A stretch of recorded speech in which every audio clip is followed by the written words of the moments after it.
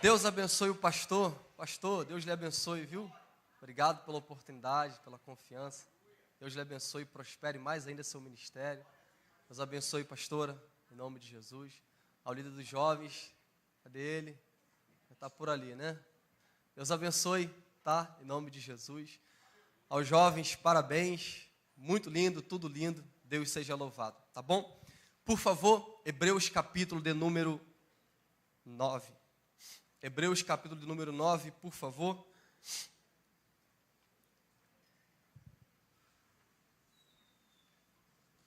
Para ser mais preciso, Hebreus capítulo 10, verso 1. Hebreus 10, verso 1, por favor. E enquanto você vai procurando, eu quero louvar a Deus por esta oportunidade, a oportunidade de pregar a sua palavra mais uma vez para a sua igreja. Que Deus seja engrandecido nesta noite. Hebreus capítulo 10, versículo 1. Quando você encontrar, diga glória a Deus. E antes de eu começar a ler e a pregar, fazer duas coisas. A primeira, queria apresentar aos irmãos um projeto que Deus colocou no meu coração. Obrigado, hein? Deus colocou no meu coração um projeto de um livro a respeito de um tema muito importante para abençoar as nossas vidas. Meu primeiro livro, O que antecede a traição. Já adiantar que não é sobre casamento, namoro, noivado, ainda não, tá? Vai chegar lá. Ainda não. O livro não fala sobre a traição e nem sobre o traidor, embora esbarre no assunto.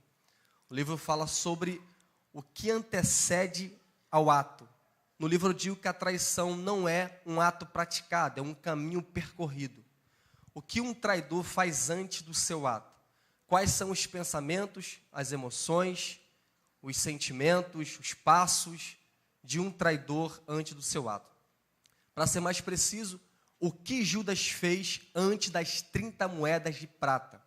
A proposta do livro é indicativa para indicar ao traidor que ele está no caminho da traição, porque por vezes nem o próprio traidor sabe que está no caminho da traição, e também é preventivo, para prevenir a vítima de sofrer este ato, ok? É um livro muito interessante, você pode adquirir, tá bom? Eu vou estar ali fora, você vai ter a oportunidade de adquirir, abençoar a sua vida. Ali com aquelas irmãs ali, ó, glória a Deus. Olha, dá uma olhadinha para trás ali, ó. Aquelas irmãs, Deus seja louvado. Vai adquirir o livro, vai tirar uma foto com esse pregador aqui, com esse escritor, em nome de Jesus, amém? Outro assunto, meu amigo, meu irmão, por favor, fique de pé. Aleph Sampaio, pastor, meu amigo, meu irmão, um excelente pregador, tá bom? Casado, pai de 2 filhos, uma bênção. Deus te abençoe, tá? Obrigado em nome de Jesus. Se achou, diga amém. Por favor, verso 1. Porque, tendo a lei a sombra dos bens futuros, e não a imagem exata das coisas, nunca, pelos mesmos sacrifícios que continuamente se oferecem cada ano, pôde aperfeiçoar os que a ele se chegaram. De outra maneira, teriam deixado de se oferecer, por quê? Purificados uma vez os ministrantes, nunca mais teriam consciência de pecado. Se você quiser e puder, diga bem forte comigo, consciência de pecado. Nesses sacrifícios, porém, cada ano se faz comemoração dos pecados, porque é impossível que o sangue dos touros e dos bodes tire os pecados. Pelo que, entrando no mundo, diz, sacrifício e oferta não quiseste, mas corpo me preparaste. Holocausto e oblações pelo pecado não te agradaram. Então disse, eis-me aqui. Eis-me aqui, venho, no princípio do livro está escrito de mim, venho para fazer, ó Deus, a tua vontade. Como acima diz, sacrifício, oferta e holocaustos e oblações pelo pecado não quiseste, nem te agradaram. Então eu disse: eis aqui venho, para fazer, ó Deus, a tua vontade. Tira o primeiro para estabelecer o segundo. Se você quiser e puder, aplauda o Senhor pela sua palavra.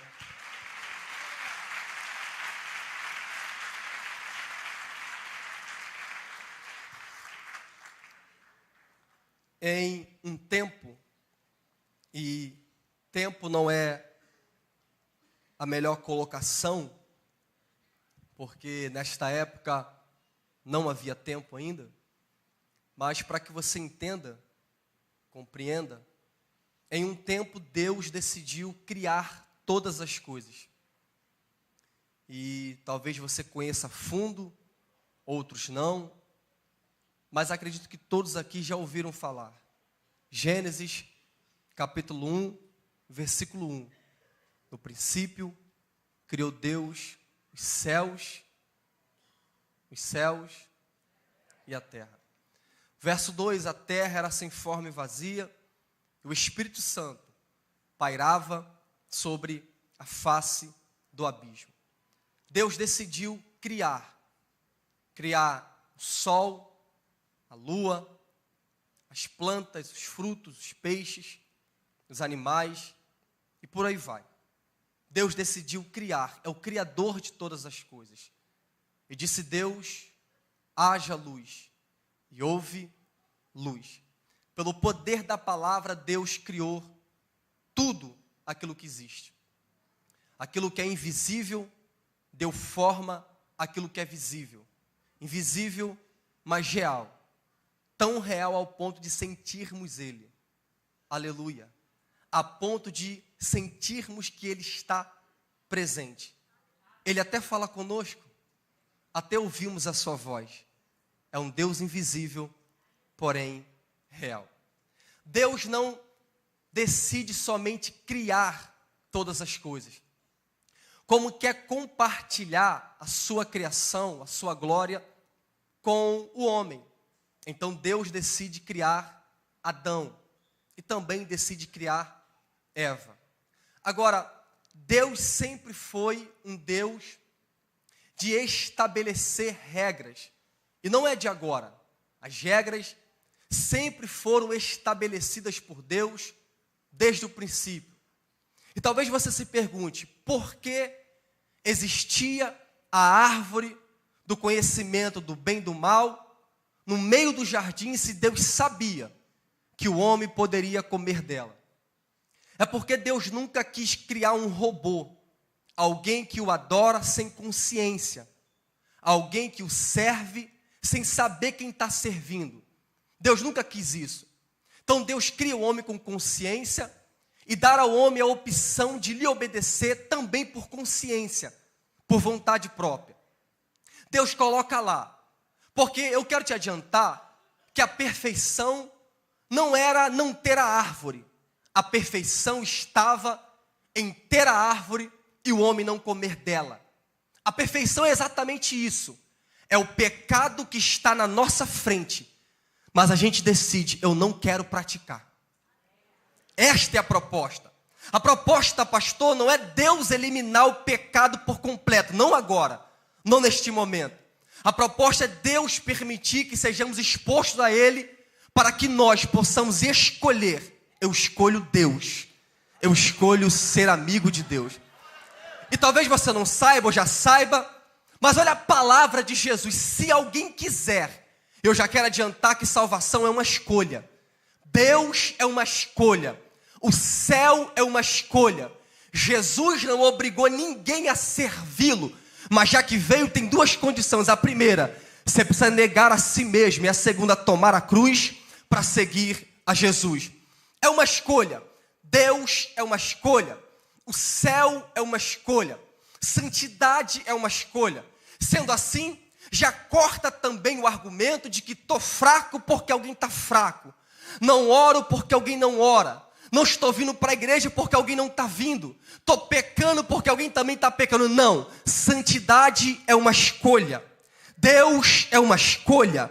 O céu é uma escolha. Se o seu pai decidiu não servir a Deus, vamos orar por ele. Mas o céu é uma escolha. Se a sua mãe decidiu não servir a Deus, vamos orar por ela. Mas o céu é uma escolha. Se o ladrão da esquerda escolheu murmurar, o ladrão da direita escolheu se salvar. E para quem escolheu Jesus, levante a sua mão, que eu quero entregar a primeira palavra profética para o seu coração.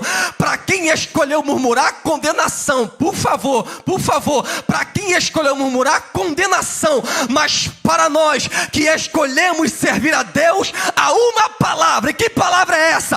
Hoje mesmo estarás comigo no meu reino. Há uma palavra para a igreja. E que palavra é, pastor? Vinde bendito de meu Pai, possui o que é vosso por herança desde a fundação do mundo. Quem pode celebrar a Deus por essa palavra? Aleluia.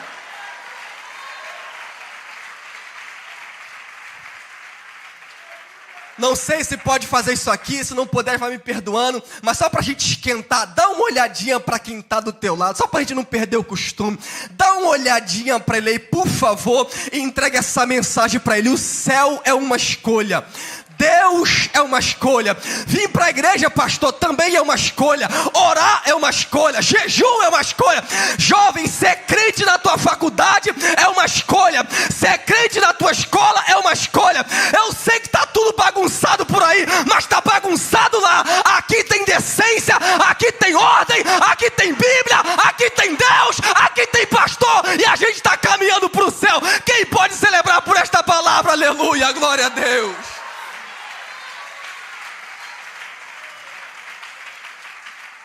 Então Deus cria o homem.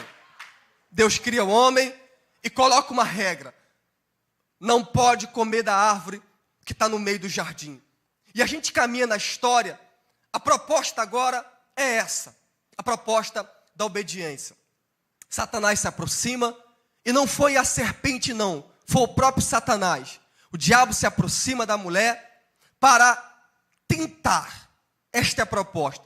Mas eu quero que você receba esta informação com muita alegria. E desculpa ser chato, esta informação aqui é o norte da mensagem. Se você não entender, talvez não consiga compreender aquilo que Deus quer falar ao seu coração. Então, por favor, entenda o que eu vou lhe falar aqui agora. No Éden, Satanás converte a consciência pura de Eva para uma consciência pecaminosa. E assim, o pecado é praticado no corpo. Digo pela segunda vez para que você compreenda mais. Satanás converte a consciência de Eva para uma consciência pecaminosa. E o pecado é praticado no corpo. Você lembra do que Deus falou?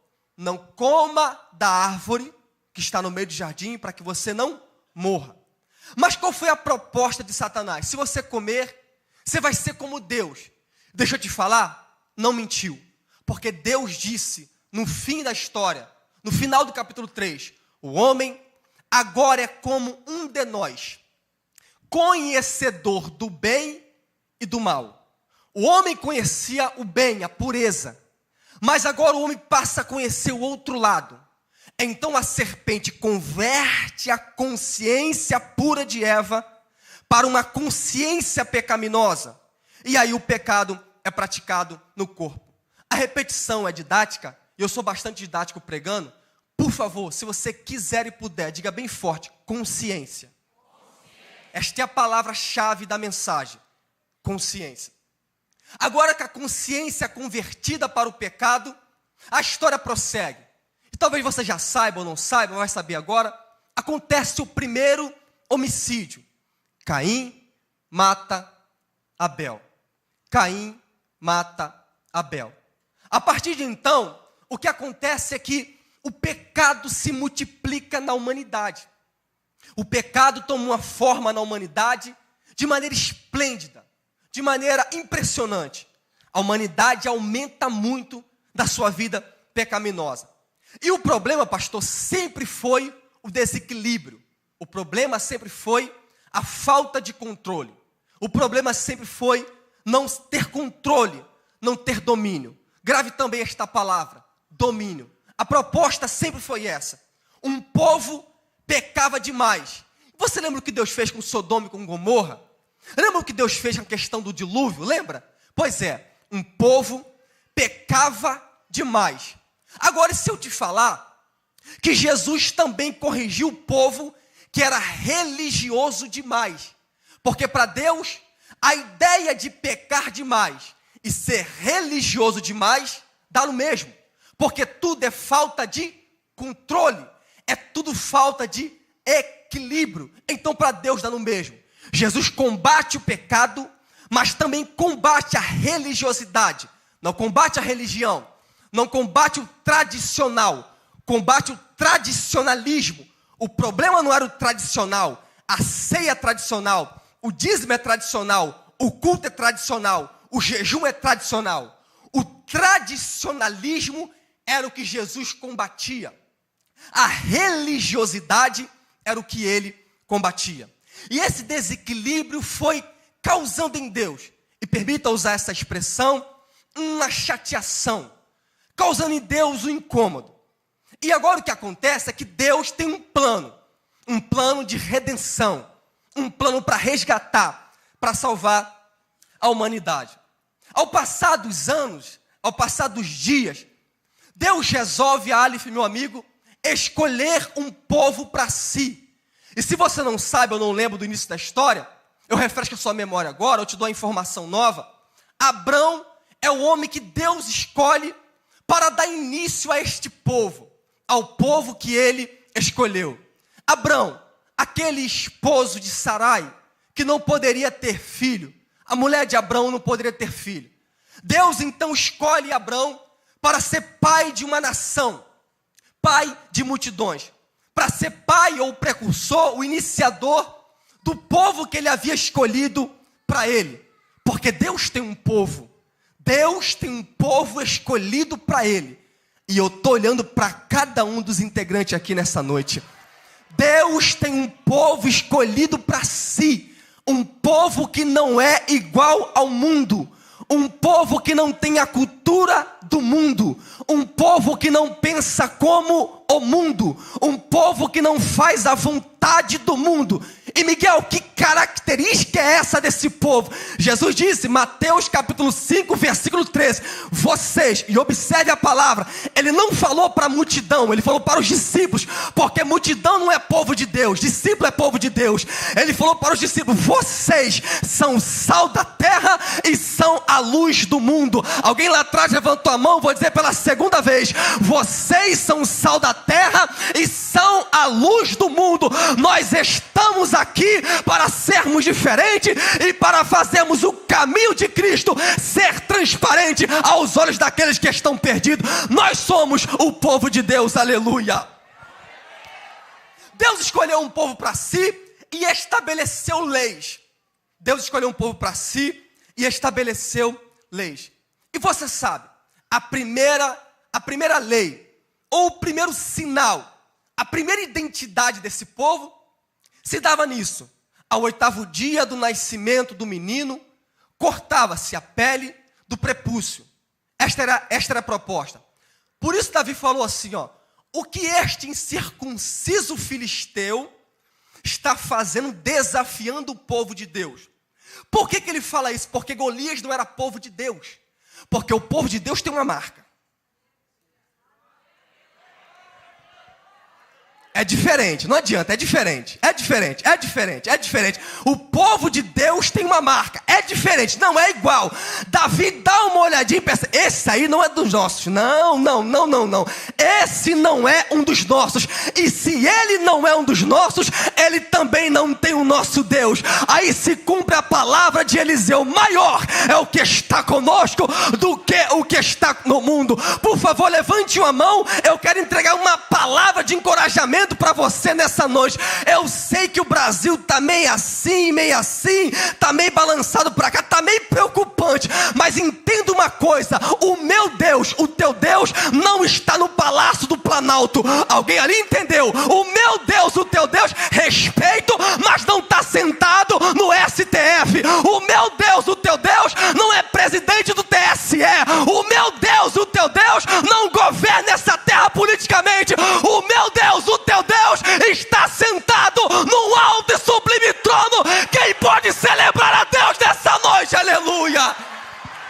Glória a Deus, aleluia!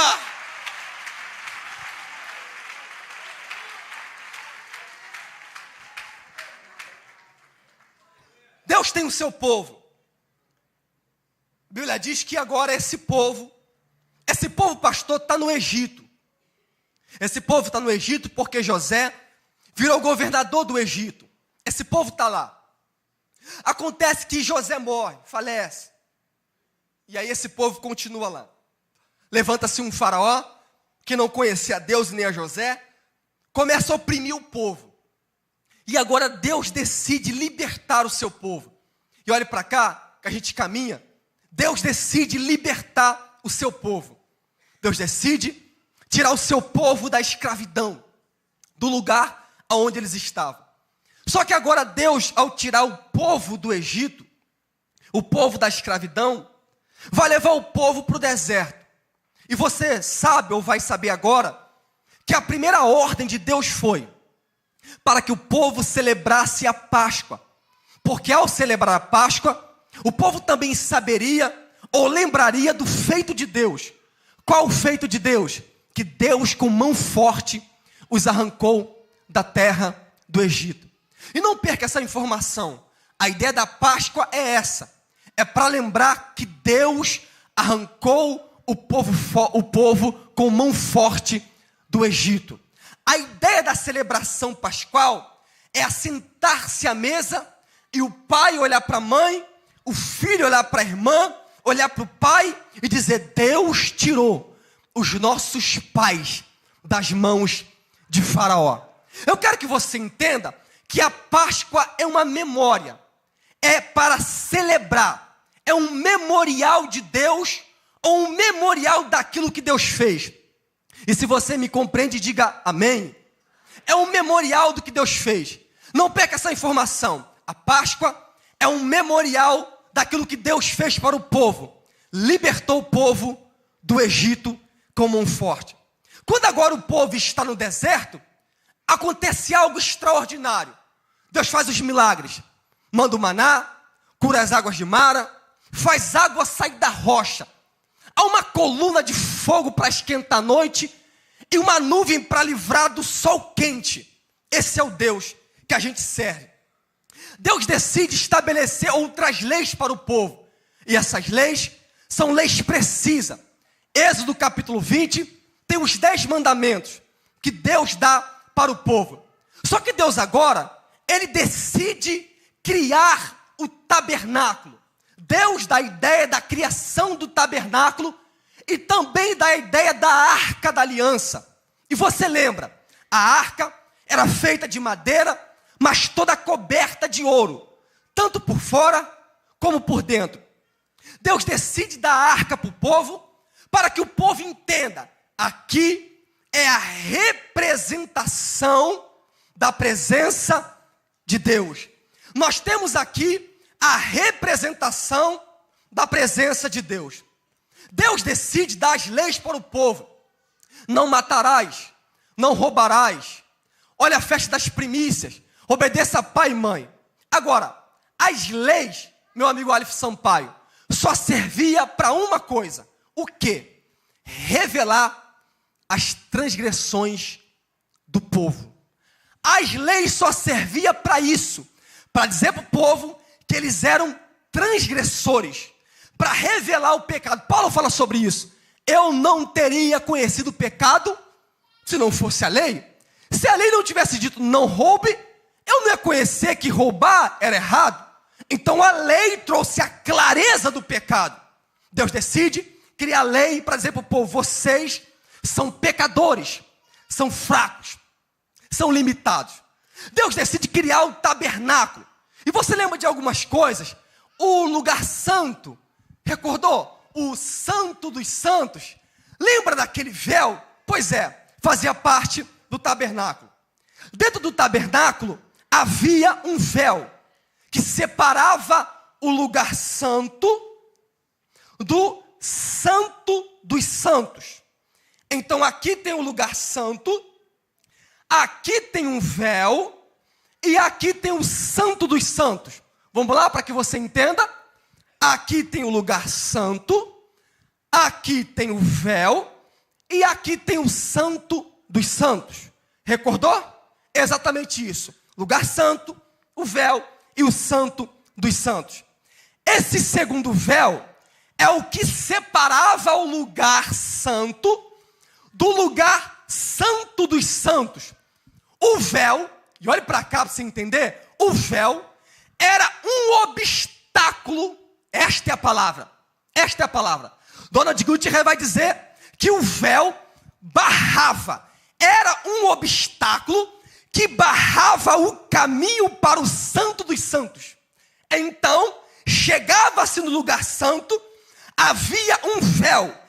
Este véu barrava a passagem para o Santo dos Santos.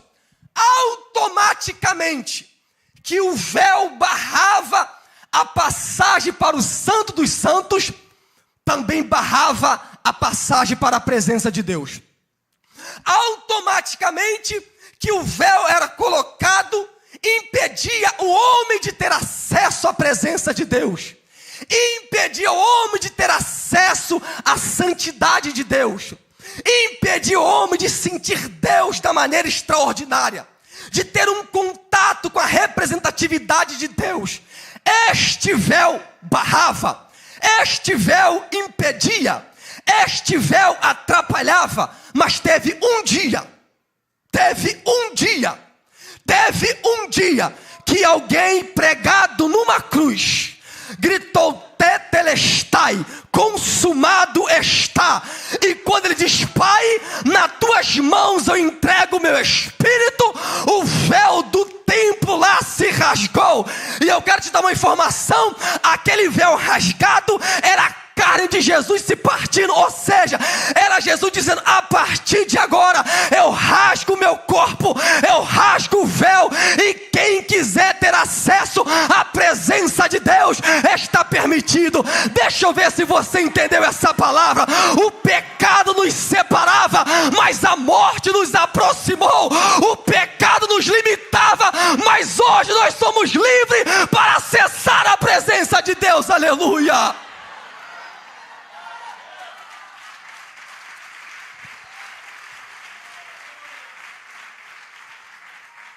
E havia esse obstáculo. O véu atrapalhava. Todos, exatamente todos, pastor, eram excluídos da presença de Deus. Até mesmo o sacerdote, que só entrava de ano em ano, e era no dia da expiação. Sabe o que você fez aqui agora? E amanhã você vai fazer de novo? Não poderia. Não tinha como. Era de ano em ano que o sacerdote entrava ali. Não poderia entrar todo dia. Hoje, se o pastor decidir deixar a igreja aberta os 7 dias da semana, Deus está aqui te esperando, pode entrar. Hoje, se o pastor decidir deixar a igreja aberta 24 horas por dia, Deus está aqui te esperando. Se o pastor decidir não fechar mais a igreja, Deus também está aqui. A passagem está aberta. Olha a palavra do escritor aos Hebreus: achegai-vos ao trono de Deus com confiança. Dá para levantar uma mão, por favor? Que eu quero entregar uma palavra profética, mas é uma palavra profética bíblica. Olha o que o Tiago escreveu, dizendo: achegai-vos a Deus, e Ele vos achegará a vós outros. Achegai-vos a Deus, e Ele vos achegará. Deus é reciprocidade. Se você se aproximar, Ele também se aproxima. Se você pedir, você acha. Olha a palavra de Jeremias, aleluia: buscar-me-eis e me achareis, quando me buscar de todo o vosso coração. Quem tem uma mão para levantar nessa noite e receber essa palavra, aleluia. Aleluia! O acesso está permitido. Havia também a arca ali. A arca ficava dentro do Santo dos Santos. Se você me ouve, diga glória a Deus. A arca ficava no lugar do Santo dos Santos, lá dentro. Agora eu quero que você olhe para cá, por favor, e receba essa informação com muita alegria. Observe como se isso aqui fosse a arca. Esse pedaço de madeira fosse a arca. Isso aqui é? A arca, isso aqui é a arca. Vamos supor, esses 2 copos de água são os querubins. Isto aqui é?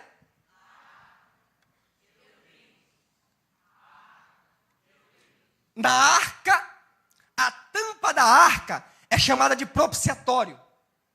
Em cima da tampa da arca tinha 2 querubins. Um virado para o outro. Um virado para o outro. Por que estavam virados um para o outro? Porque eram guardiões da majestade de Deus. Guardavam a majestade de Deus. Zelavam pela presença de Deus. Porque não só basta ter e receber, tem que zelar. Não basta apenas se encher e buscar, tem que zelar. Eles guardavam a presença de Deus. Agora, há um detalhe, me pergunte qual. Há um detalhe. Os querubins não estavam virados um para o outro de cabeça levantada. Você vem aqui? O senhor pode vir aqui, por favor? Se tu entender, dá um pulo do banco, dá um pulo do banco, dá um pulo do banco. O pastor vai brigar com você não, vai brigar com você não. Olha aqui nossos querubins, aleluia. Querubim Aleph, querubim? Líbio. Querubim Líbio. É hebraico, né? É hebraico. Se aproxima aqui, querubim Líbio, aleluia. E esse aqui é o nosso querubim Aleph, de frente um para o outro. Com as mãos estendidas. Eles não ficavam em cima do propiciatório, de frente um para o outro, de cabeça erguida.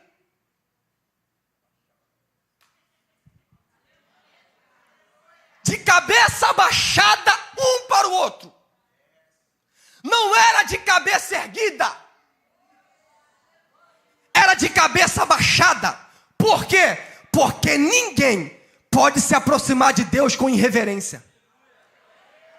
Ninguém se aproxima de Deus com o nariz em pé. Ninguém se aproxima de Deus com arrogância. Ninguém visita o lugar santo com soberba. Ninguém. Todo mundo que visita o lugar santo faz como os 24 anciões. Se abaixam e tiram a coroa da cabeça. Porque rei só existe um. Majestoso só existe um. Quem recebe essa palavra nessa noite, aleluia. Glória a Deus. Pode voltar para o lugar. Eu quero que você entenda uma coisa. Pastor, o senhor vai lembrar muito bem da palavra de Jesus para Pedro. Jesus disse: Pedro, Satanás pediu, diga bem forte, pediu. Satanás pediu para se andar contigo. No hebraico, no original, a ideia de pedir é mais ou menos essa. O diabo não se aproximou de Deus e disse: eu quero tocar em Pedro. Não. A ideia de pedir é que o diabo chegou agachado, chegou abaixando, chegou se curvando, se colocou diante de Deus. Porque nem Satanás, que é anjo de luz, tem ousadia de subir lá em cima e chegar com arrogância a Deus. Por que não? Porque ele sabe que maravilhoso conselheiro, Deus forte, Pai da eternidade, príncipe da paz, só existe um. O nome dele é Jeová. Aleluia, glória a Deus. Aleluia. Os querubins se aproximam com reverência. Os querubins de cabeça baixa. Na arca haviam 3 objetos: os 10 mandamentos, as 2 tábuas. Havia também o maná e também a vara de Arão. Havia lá. O sacerdote se aproximava, e a gente caminha aqui, se aproximava do lugar santo, do santo dos santos, no dia da expiação. E eu quero que você olhe para cá, receba essa informação com muita alegria. Ele se aproximava, pastor, no dia da expiação, do lugar santo, e ele precisava fazer o cerimonial. Qual cerimonial? Matava-se o boi, matava-se o carneiro, matava-se a ovelha, pegava-se o sangue, colocava no recipiente, e o sacerdote se aproximava do santo dos santos, pegava o sangue e aspergia. Fazia o quê? Aspergia. Pegava o sangue e aspergia. Aspergia. aspergia. Quem me ouve, diga amém. Aspergia.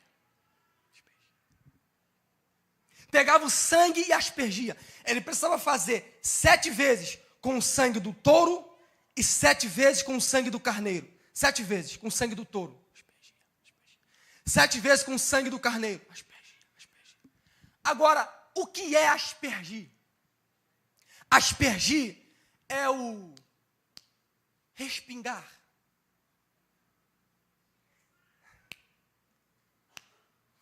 Respingar.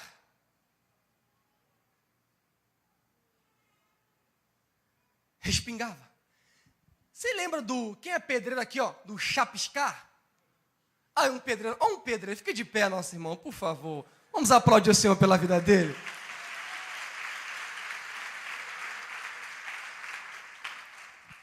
Chapiscar é diferente de embolsar? Não é? Chapiscar não é diferente? Chapisca, mas no muro, geralmente, que no muro fica lá. Chapisca. Diferente, correto? Chapiscar é diferente de embolsar. Essa parede está embolsada, não está chapiscada. Talvez o processo seja antes. Mas o muro chapiscado não é embolsado. O sacerdote pegava e aspergia. Chapiscava. Espirrava o sangue. O sacerdote não derramava o sangue. Alguém aqui entendeu? O pastor entendeu?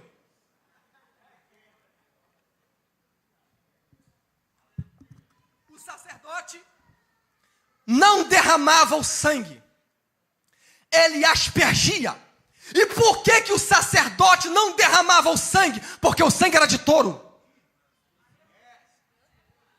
O pastor entendeu? Por que o sacerdote não derramava o sangue? Porque o sangue era de carneiro. Por que ele não derramava o sangue? Porque o sangue era de bode. Sangue de bode não pode purificar pecado. Então o que aconteceu, Miguel? O sacerdote aspergia o sangue, porque só um pode derramar o sangue dele. Ah, não.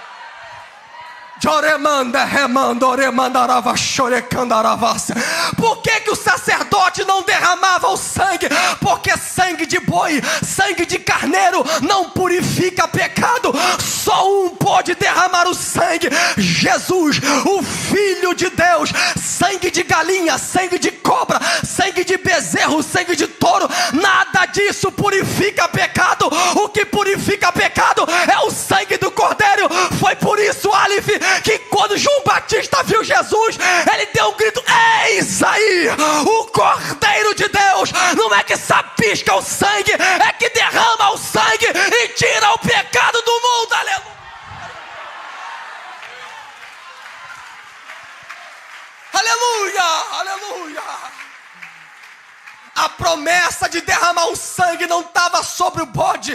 A promessa de derramar o sangue não estava sobre o carneiro. A promessa de derramamento de sangue não estava sobre o bezerro. A promessa estava sobre o Filho. Sobre o Filho de Deus, que derramou o seu sangue por nós. E olha a palavra escrita em Apocalipse. Aleluia. Lavai as vossas vestes. Não é no sangue de galinha. Lavai vossas vestes. Não é no sangue de porco. Lavai vossas vestes, não é no sangue de cobra. Lavai vossas vestes no sangue do Cordeiro, porque só o sangue de Jesus purifica de todo pecado. Só o sangue de Jesus purifica de todo pecado. Eu estou bem provocativo hoje. Tem um recado para dar. Eu tenho um recadozinho para dar. Racismo coisa nenhuma. O sangue de Jesus nos torna limpo como a neve, mais branco que a neve, muito mais branco que a neve. Fazer apologia ao racismo com conhecimento nada a ver. O sangue de Jesus nos purifica de todo pecado. Eu sou mais alvo que a neve pelo sangue de Jesus. Aleluia, glória a Deus. Cadê os limpos nessa noite? Cadê os limpos nessa noite? Aleluia. Ela diz, pastor, que ele se aproximava, sapiscava o sangue e era feita a cerimônia. Agora eu quero que você entenda, para a gente caminhar aqui, embora os sacrifícios fossem feitos por Deus, por eles, fossem pedidos por Deus, era a atitude deles que Deus estava querendo. não era o sacrifício em si, mas a obediência, a prestação da obediência. Era isso que Deus estava querendo deles, que eles prestassem obediência. O sistema do sacrifício era falho demais, era muito falho, e era tão falho, meu amigo Aleph, tão falho, que precisava repetir anualmente. Todo ano tinha que fazer. Todo ano tinha que fazer. Todo ano precisava repetir a ação. E por que precisava repetir a ação? Porque o sacrifício revelava a imperfeição da cerimônia. O sacrifício feito anualmente era Deus dizendo, está vendo? Que isso não funciona? Por isso que vocês fazem todos os anos. Porque não funciona. Isso aí não vai dar em nada. Não funciona sangue de bode, não funciona. Eu quero mostrar para vocês que o sangue deles não limpa pecado. Então, anualmente, vocês têm que precisar fazer. O sangue, a cerimônia que Deus tinha estabelecido, revelava a perfeição. Só que Donald Guthrie disse que a oferta de Jesus foi feita somente uma vez.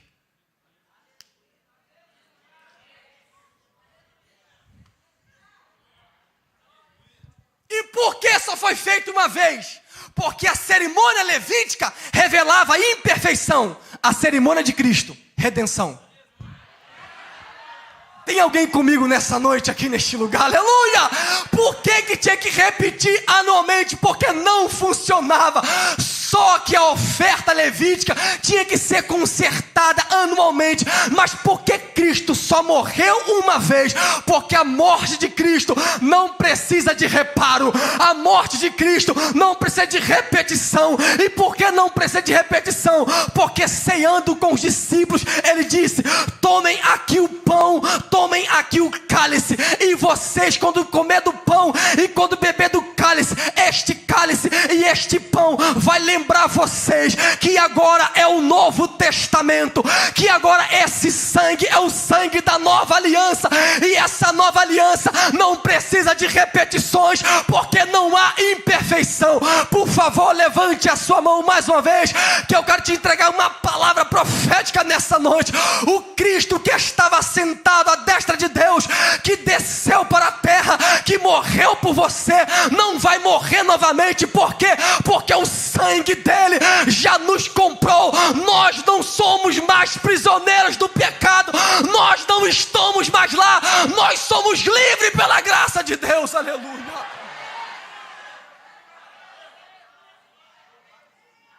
Agora eu quero que você entenda, o sacrifício de Cristo trouxe essa perfeição. Agora, eu quero que você compreenda algo. A ideia da lei era o seguinte, e a gente caminha para o final. A ideia da lei era o seguinte, a lei, ela era feita a cerimônia, pastor, era feita a cerimônia, só que a cerimônia, ela trazia benefício para o corpo. Para onde? Só que o sacrifício de Cristo trouxe benefício para onde? Você lembra da palavra? Consciência. A lei trazia benefício para o corpo, mas o sacrifício de Cristo trouxe benefício para a consciência. Quem me ouve, diga amém. O corpo era beneficiado, mas a consciência continuava impura. O corpo era beneficiado, mas a consciência continuava cativa. Agora, o sacrifício de Cristo traz benefício para a consciência. A libertação agora está aqui. O sacrifício de Cristo tira o homem conscientemente do pecado. Ele não mais está preso lá conscientemente. E a questão sempre foi essa. Você quer ver uma coisa? Por exemplo, algumas pessoas falam que a graça, ela é muito mais leve que a lei. Te enganaram. Te enganaram e muito. Porque na lei, o pecado era no corpo, no ato. Na graça, o pecado está na consciência. E qual é a prova bíblica disso? Jesus disse: se alguém olhar para uma mulher, olhar é pecado? Com a intenção, não disse que fez o ato. Se alguém olhar para a mulher com a intenção de cobiçá-la, acontece o quê? Já pecou. Mas espera aí, fez o ato? Mas e na consciência? Na graça, a consciência é julgada. Deus entendeu, e não que Ele nunca tinha entendido, mas para que você entenda, Deus entendeu. O problema agora está na consciência do homem. Precisamos restaurar a consciência do homem. Então, na graça, a consciência é julgada. O ato também, óbvio, mas a consciência é julgada. Se na consciência tiver um pecado, já era. A intenção pode ser boa, mas se a consciência, se o ato pode ser bom, mas se a intenção for intenção ruim, já é o pecado. Quer ver uma coisa? Que é a consciência que sempre foi julgada. Jesus sempre tratou a consciência. Por exemplo, aquele versículo: não sejai como os hipócritas. Por quê? Eles têm prazer em orar em pé na sinagoga. Quem sabe completar o versículo? Para ser visto pelos... Então eles estão em pé na sinagoga. É o ato, sim ou não? É o ato. Estão em pé na sinagoga, é o ato. Estão em pé orando para serem vistos. O problema não é orar, e muito menos orar em pé na sinagoga. A preposição para dá a ideia de propósito. Eles oravam com o objetivo de ser visto pelos homens. A intenção era maligna, a intenção era má. O ato não estava sendo julgado, mas a consciência sim. Quer ver outra questão? Olha o que Paulo disse. Paulo falou assim, ó: o bem que eu quero fazer e o mal. Vamos dizer de novo? O bem e o mal. Agora eu quero que você entenda uma coisa. Espera aí. O bem que eu quero fazer, eu não faço. Dá até para entender, sim ou não? Agora, a outra parte me intriga. O mal que eu não quero fazer, eu faço? Peraí. Como que um pecador não quer pecar? Olha a palavra. O mal que eu não quero fazer, como que um pecador não quer pecar? Observe, ele fazia o ato, mas dizia que não queria fazer. Como assim? Como que alguém que é pecador não quer pecar? Por exemplo, eu quero beber água, estou com sede. Vontade, sim ou não? Só que é o seguinte: agora a minha vontade eu tenho, só que essa vontade não amarra a minha consciência. O apóstolo está dizendo: eu ainda tenho vontade. O mal que eu não quero fazer, eu ainda faço por causa do desejo, mas conscientemente eu estou liberto, porque Cristo me tornou livre na consciência. Hoje não é mais o desejo que me domina, hoje eu domino o desejo.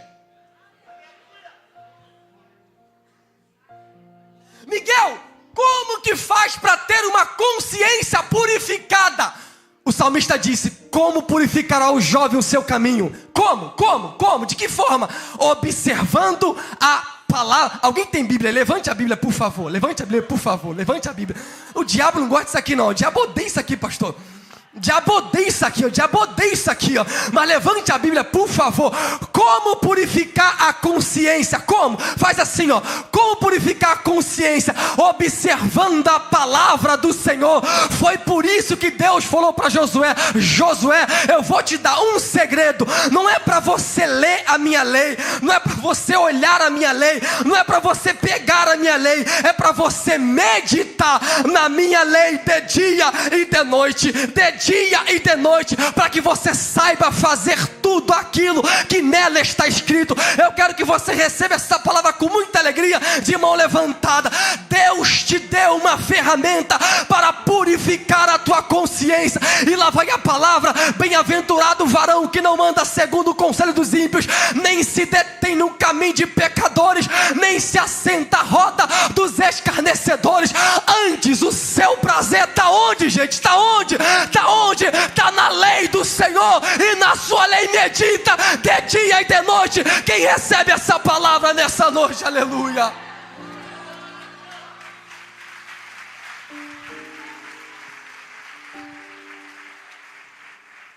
A purificação agora está na consciência. E só purifica a consciência. Irmão, se tu entender isso aqui, tu dá um glória. E só purifica a consciência por meio da palavra. A palavra purifica. Gostei dessa igreja, pastor. Gostei dessa igreja. Bota assim a Bíblia na cabeça assim. Eu sou meio assim, né, pastor? Mas bota assim a Bíblia na cabeça. Bota assim na cabeça, por favor. Ato profético. O diabo não gosta disso aqui não, mas ato profético. Como purificar a consciência? Como? De que forma? A palavra de Deus encaixada. Foi por isso que Paulo falou, quase na beira da morte, Paulo falou assim, ó: traz os meus livros, por favor. Traz meus livros, por favor. Traz os meus livros, porque eu quero estar com a minha consciência agarrada à palavra. Quem tem mão para levantar nessa noite, receber essa palavra? Aleluia! Consciência purificada, glória a Deus, aleluia! Tu entender isso aqui? Dá um pulo desse banco para a gente marchar junto e dar glória a Deus, aleluia! Estou me segurando, mas daqui a pouco eu vou marchar nessa igreja, aleluia! Remanjo remadacandaravas. Remandarama chorecando remandaravas. Aleluia, aleluia. Purificar a consciência, purificar a consciência. Agora, eu quero que você receba essa palavra com muita alegria. Miguel, mas eu ainda cometo pecado. Comete ou não comete? Alguém que não peca? Irmão, tu está aqui? Se não pecar, tu vai ser trasladado igual Enoque, viu? Tchau, beijo, Natal só lá em cima, amém. Não vai participar do Natal esse ano. Mas todos nós pecamos, sim ou não? Mas espera aí, eu não disse para você que a tua consciência está liberta? Sim ou não? Por que você peca? A consciência está livre. Por que você peca? Porque a consciência está livre, mas o corpo está escravizado. A carne ainda está escravizada. Porque lembra que eu falei? O desejo está na carne. A libertação está na consciência. Por isso que você ainda peca. Porque a consciência está livre, mas o corpo não. Você lembra de Pedro? Pedro, aquele nosso amigo ousado. Ele falou assim, ó, para Jesus: Jesus, eu vou lavar teu pé, Pedro. Não, Senhor, meu pé não. Pedro, se eu não lavar o teu pé, tu não tem parte comigo. Então, lava o corpo todo. Né? Dá um banho aí, né? Passar um negócio aqui. Não, Pedro, o corpo não. Não, mas como é corpo não? Vai dar banho, dá banho em tudo, né? Não, Pedro, só o pé. Só o quê? Por que só o pé? Porque vocês estão limpos pela palavra.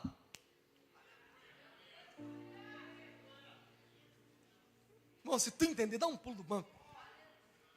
Ó, tá limpo só o pé, tá? Só o pé. Porque vocês estão limpos pela palavra.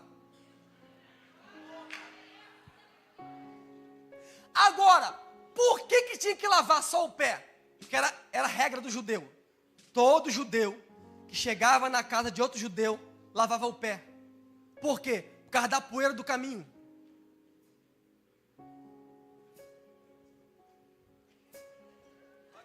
Vai ganhar um livro, ela vai ganhar um livro, ela vai ganhar um livro. Andando no, andando, o corpo está limpo. Andando no caminho, sujava o pé.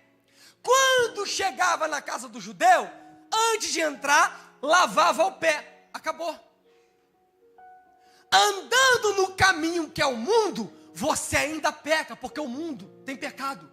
Você ainda se suja, mas é só o pé, porque o corpo está limpo. O corpo está limpo, a consciência está limpa.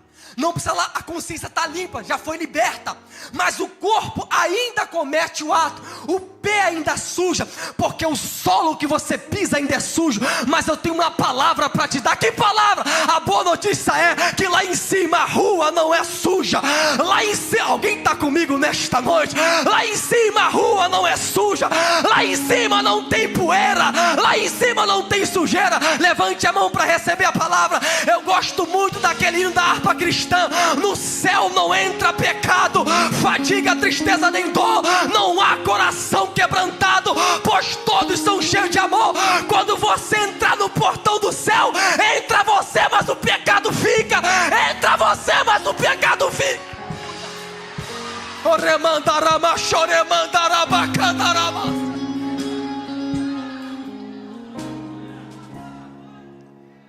Agora, para você receber a palavra, a gente orar.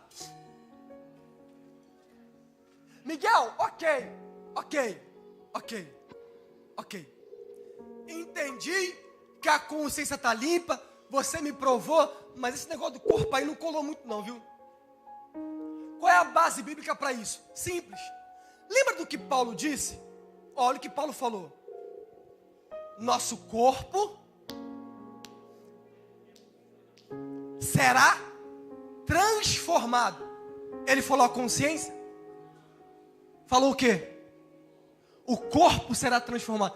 Ele não vai transformar a tua consciência. A consciência está livre.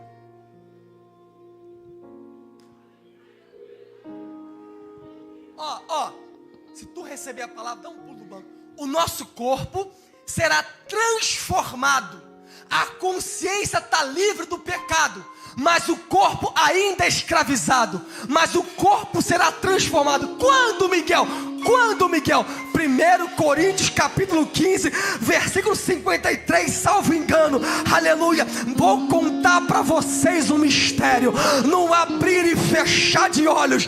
Alguém lá atrás recebeu, a trombeta vai tocar e nós seremos arrebatados. Quando é que o corpo vai ser transformado, Miguel? Quando a trombeta tocar, adeus pecado, adeus carnalidade, adeus desejo, o corpo será transformado. E sabe qual é a boa notícia? Que esse dia pode ser hoje, porque ele disse: vocês não sabem o dia e nem a hora em que o Filho do Homem há de voltar. Eu tenho uma notícia para te entregar. Levante a mão para receber. Hoje pode ser o último dia que o pecado escraviza teu corpo. Se prepara, ele vai transformar o nosso corpo, aleluia. Fica de pé.